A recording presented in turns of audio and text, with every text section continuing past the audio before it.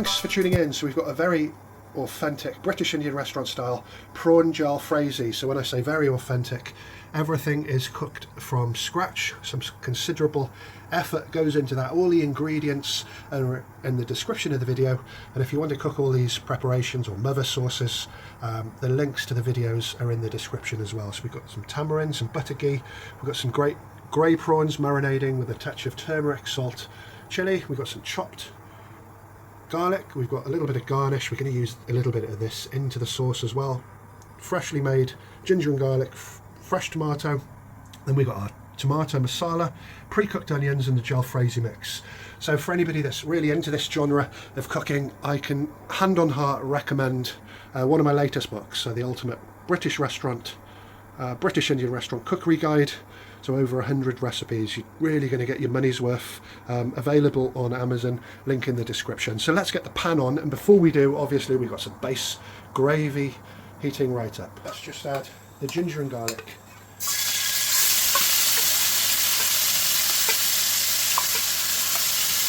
So personally, I prefer a ratio of 70% garlic to 30% ginger.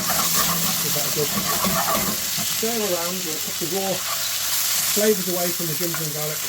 That's about the only thing that is raw, apart from the prawns, of course. And obviously it saves you a heck of a lot of time when you're cooking. So it's good to cook these sauces or preparations in batches. You can put them in the freezer. So Indian foods generally, or cheap to make, but I think quite time consuming, but it's definitely worth it. Because the onions are about 90% cooked, you just really need to bring it to a good temperature, as we have. So in with the tomato masala, which is oil, salt, turmeric, dried fenugreek leaf, and just really reduce the tomato. Like I mentioned, all the video recipes for these mother sauces, there are links in the ingredients section of the video. And now we've got that, let's add some of the best mixed powder you may ever taste. So it's Taste of India British Indian mixed powder over at eBay. Next, the jalfrezi mix. So all cooked down nicely. We've got red and green peppers, onions, and bullet chilies, along with other ingredients. So do check out the video or buy the book. You can have a one-stop solution to all your British Indian restaurant style classic recipes and preparations. Come to a good temperature. The aroma is fantastic. So I'm adding 2 and a bit ladles of the base gravy.